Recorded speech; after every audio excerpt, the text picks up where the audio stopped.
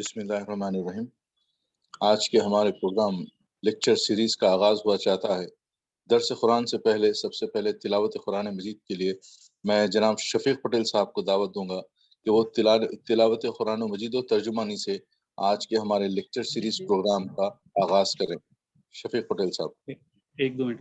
اعوذ باللہ من الشیطان الرجیم، بسم اللہ الرحمن الرحیم۔ ومن یبتغ غیر الاسلام دینا فلن يقبل منه وهو في الآخرة من الخاسرین۔ کیف یہدی اللہ قوما کفروا بعد ایمانہم وشہدوا ان رسول حق وجاءہم البینات واللہ لا یہدی القوم الظالمین۔ اور جو اسلام کے سوا کسی اور دین کا طلبگار بنے گا تو وہ اس سے قبول نہیں کیا جائے گا اور وہ آخرت میں نامرادوں میں سے ہوگا۔ اللہ ان لوگوں کو کس طرح بامراد کرے گا جنہوں نے ایمان کے بعد کفر کیا، حالانکہ وہ جانتے ہیں کہ رسول سچے ہیں اور ان کے پاس کھلی کھلی نشانیاں بھی آ چکی ہیں، اور اللہ ظالموں کو بامراد نہیں کرتا۔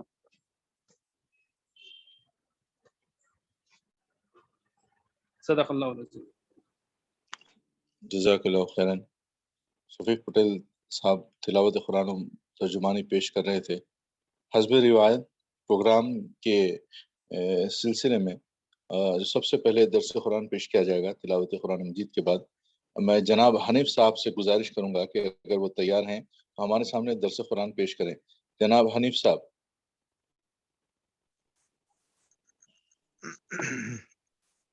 اعوذ باللہ من الشیطان الرجیم، بسم اللہ الرحمن الرحیم۔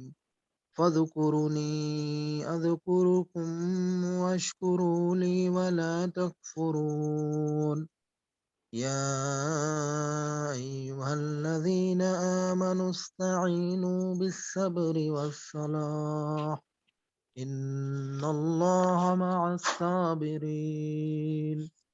ولا تقولوا لمن يقتل في سبيل الله أموات بل أحياء ولكن لا تشعرون۔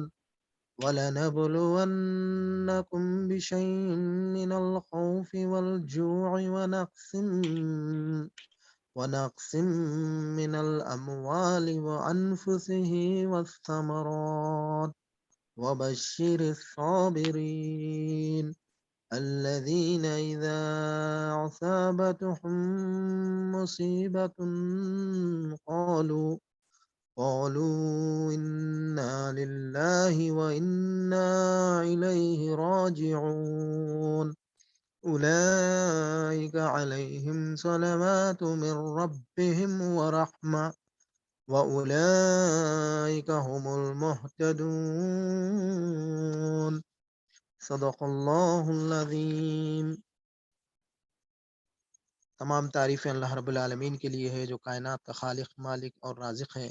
درود و سلام حضرت محمد رسول اللہ صلی اللہ علیہ وسلم پر، جن کی زندگی ہم تمام کے لیے آئیڈیل، نمونہ اور سیدھا راستہ ہے۔ السلام علیکم ورحمۃ اللہ وبرکاتہ۔ محترم حضرات، آپ کے سامنے سورہ بقرہ کی چند آیتوں کی تلاوت کی گئی ہے، جس کا ترجمہ سماعت فرمائیں۔ تم مجھے یاد رکھو، میں تمہیں یاد رکھوں گا، اور میرا شکر ادا کرو، کفران نعمت نہ کرو۔ اے لوگو جو ایمان لائے ہو، صبر اور نماز سے مدد لو، اللہ صبر کرنے والوں کے ساتھ ہے۔ اور جو لوگ اللہ کی راہ میں مارے جائیں انہیں مردہ نہ کہو، ایسے لوگ تو حقیقت میں زندہ ہیں، مگر تمہیں ان کی زندگی کا شعور نہیں ہوتا۔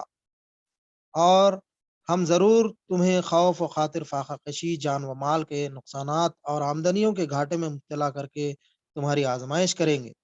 ان حالات میں جو لوگ صبر کریں اور جو کوئی مصیبت پڑے تو کہیں کہ ہم اللہ ہی کے ہیں اور اللہ ہی کی طرف ہمیں پلٹ کر جانا ہے۔ انہیں خوشخبری دے دو، ان پر ان کے رب کی طرف سے بڑی عنایت ہوگی، اس کی رحمت ان پر سایہ کرے گی، اور ایسے ہی لوگ راست رو ہیں۔ محترم حضرات، یہ تھی آیتوں کا ترجمہ۔ انشاءاللہ مختصر سا خلاصہ، یہ سورہ بقرہ کی چند آیتیں تھیں۔ اس میں اللہ تبارک و تعالیٰ فرماتا ہے کہ تم مجھے یاد رکھو، میں تمہیں یاد رکھوں گا، اور میرا میرا شکر ادا کرو، کفران نعمت نہ کرو۔ یعنی اوپر کی جو آیتوں میں بتایا گیا، اوپر جو سورہ بقرہ کی ہم یہ جو پڑھے اس سے پہلے جو آیتوں میں بتایا گیا تھا کہ امت مسلمہ کو امامت کے منصب پر فائز کرنے کے بعد میں اللہ تبارک و تعالی نبی صلی اللہ علیہ وسلم کا ذکر کرے، اور اس کے بعد میں جو ہے سب یہ نعمت جو اللہ تعالیٰ تمہارے کو یعنی امت مسلمہ کو امامت کے منصب پر فائز کرنے کے بعد میں اب یہاں اللہ تعالیٰ ایمان والوں کو ہدایت دے رہے ہیں۔ اللہ تعالیٰ بتاتے ہیں کہ تم مجھے یاد رکھو، یعنی اللہ کو یاد رکھنے سے مراد صرف خالی زبانی یاد رکھنا نہیں ہے، ہمارے زندگی کے ہر معاملات میں اللہ کو ہمیشہ یاد رکھنا ہے اور اللہ کا شکر بجا لانا ہے، کیونکہ اللہ تعالیٰ ہم کو ایمان جیسی نعمت عطا فرمایا اور ہم کو امت مسلمہ میں پیدا کرا اور قرآن جیسی نعمت ہم کو دیا۔ تو اللہ تعالیٰ کا شکر یہ ہے کہ اللہ کو ہمیشہ یاد رکھا جائے اور اللہ کے جو احکام ہیں وہ ہماری زندگی میں نافذ کر لینا چاہیے۔ اور نعمت سے مراد یہی ایمان کی نعمت ہے، اور اللہ تعالیٰ ہم کو انسان بنا کر پیدا کرا، مسلمان گھرانے میں پیدا کرا، محمد صلی اللہ علیہ وسلم کی امت میں پیدا کرا اور قرآن مجید جیسی نعمت ہم کو دی، تو اللہ کا شکر کرنا چاہیے ہم کو۔ پھر اس کے بعد میں اللہ تعالیٰ فرماتا ہے، اے لوگو جو ایمان لائے ہو صبر اور نماز سے مدد لو۔ اب یہاں فوراً اللہ تعالیٰ بتا رہے کہ اے لوگو جو ایمان لائے ہو صبر اور نماز سے مدد لو۔ آخر صبر کس بات پر صبر کرنا ہے ہمارے کو؟ تو کیونکہ اللہ تعالیٰ اوپر جو بتائے کہ نعمتیں یعنی ہم تم کو امامت کے منصب پر جب فائز کرے ہیں تو اب تمہارا کام یہ ہے کہ لوگوں کو راہ راست دکھانا ہے، تو لہذا اب تمہارے کو اس کام کے اندر مشکلیں پریشانیاں آئیں گی، تو یہاں اللہ تعالیٰ فوراً بتا رہے ہیں کہ اب تم ایمان لا لیے، اب تمہارا کام ہے صبر کرنا، اور صبر اور نماز کے ذریعے سے اللہ کی مدد طلب کرنا۔ کیونکہ اسلام لانے کے بعد میں ہمارا ایک تصور ہوتا ہے کہ بعض لوگ چند گنے چنے اعمال کر لیتے ہیں اور سمجھتے ہیں کہ بس ہم جو بھی کر رہے ہیں اچھا کر رہے ہیں، اور یعنی 5 ٹائم اگر نماز پڑھ لیے تو ہم یہ سمجھتے ہیں کہ ہمارے کاروبار میں اب ترقی ہے، گھر ہی گھر ہے اور گاڑیاں گاڑیاں ہیں۔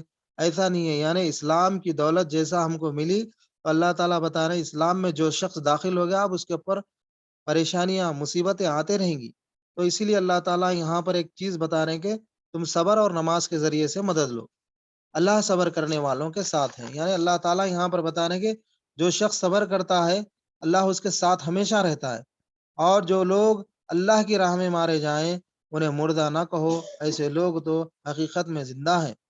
یعنی جب اسلام قبول کر لیا انسان اور اللہ کی ہدایت پر عمل کرنا شروع کر دیا، نبی صلی اللہ علیہ وسلم کے بتائے ہوئے طریقے پر عمل کرنا شروع کر دیا، تو ہو سکتا اس کے اندر اس کی جان بھی جائے۔ یعنی اس لیے اللہ تعالیٰ یہاں پر اس کو حوصلہ دے رہے ہیں کہ یہ یعنی جنگ کے موقع پر نازل ہوئے آیتیں ہیں، تو یہاں پر اللہ تعالیٰ ہمت دے رہے، بتا رہے ہیں کہ دیکھو اللہ کی راہ میں مارے جو جاتے ہیں انہیں تم مردہ مت کہو، وہ زندہ ہیں۔ وہ کیسا زندہ ہے اس کا شعور تمہیں نہیں ہے، اس کے آگے تک ہم کو جانا نہیں ہے۔ یہاں اللہ تعالیٰ فرما رہے ہیں کہ تمہیں اس کا شعور نہیں ہے، وہ اللہ کے یہاں زندہ ہے۔ اور ہم قرآن کا جب مطالعہ کریں گے تو دوسری جگہ پر بھی یہ چیز بتائی گئی ہے کہ اللہ تعالیٰ کے پاس بھی زندہ ہے اور انہیں رزق پہنچ رہا ہے۔ تو وہ کیسا رزق پہنچ رہا، اللہ تعالیٰ کیسا ان کو زندہ رکھے، اس کا شعور ہمارے کو نہیں ہے۔ اللہ تعالیٰ خود بتا دیا کہ اس کا شعور تمہیں نہیں ہے۔ اور اس کے بعد میں اللہ تعالیٰ فرماتا ہے اور ہم ضرور تمہیں خوف و خاطر، فاقہ کشی، جان و مال کے نقصانات اور آمدنیوں کے گھاٹے میں مبتلا کر کے تمہاری آزمائش کریں گے۔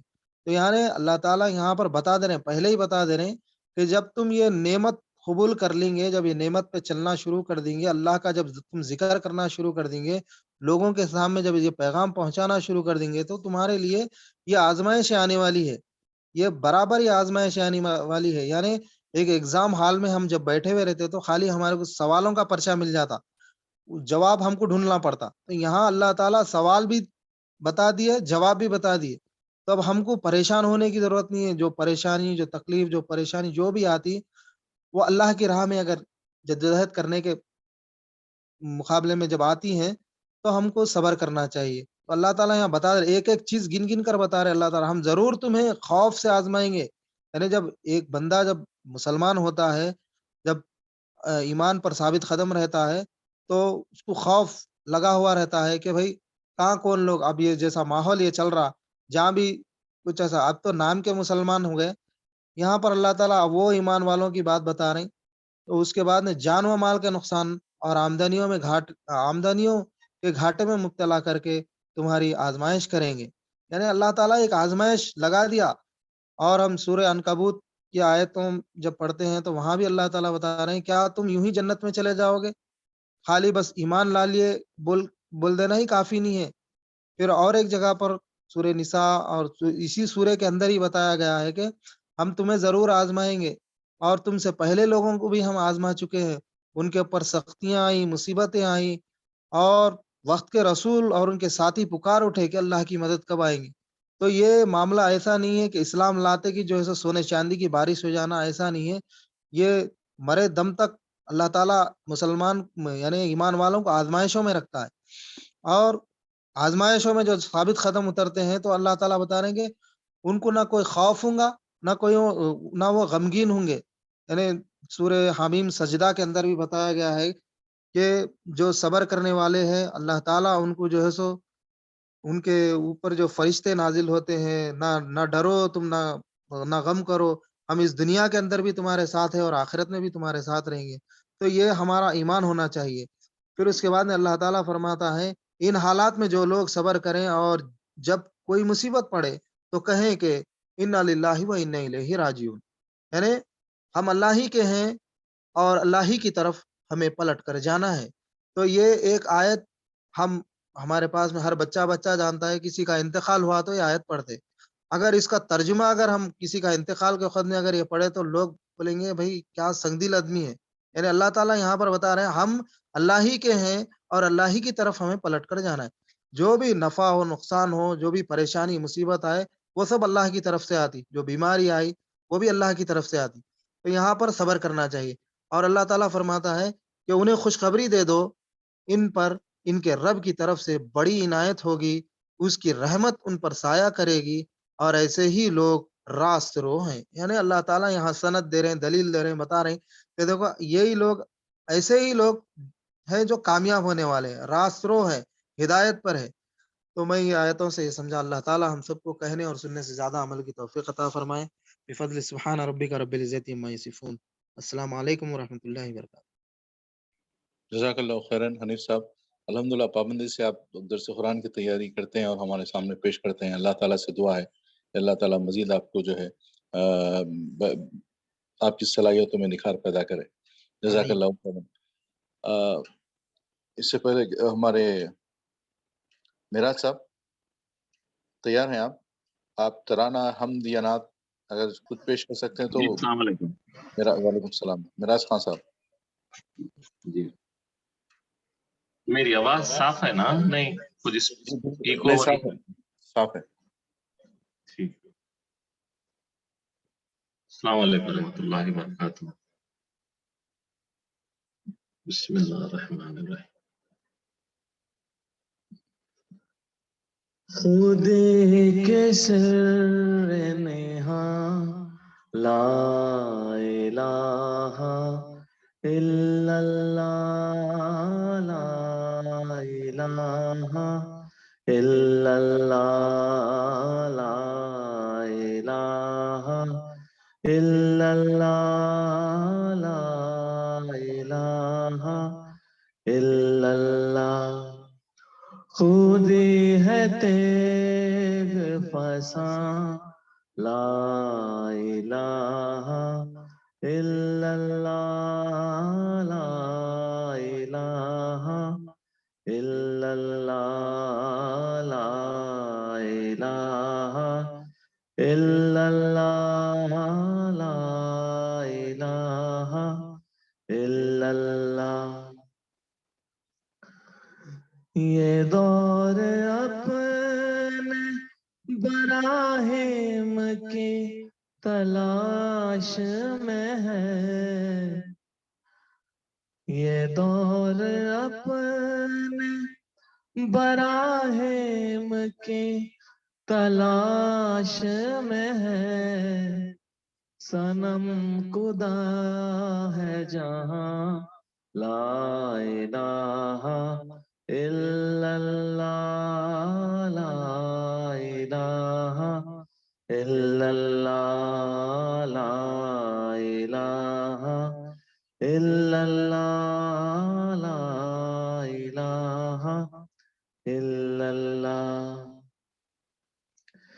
کیا ہے تو نے متائے غرور کا سودا کیا ہے تو نے متائے غرور کا سودا فریب سود و زیاں لا الہ الا اللہ لا الہ الا اللہ لا الہ الا اللہ لا الہ الا اللہ یہ مال و دولت دنیا یہ رشتہ و پیوند یہ مال و دولت دنیا یہ رشتہ و پیوند بتوں وہم و گماں لا الہ الا اللہ لا الہ الا اللہ لا الہ الا اللہ لا الہ الا اللہ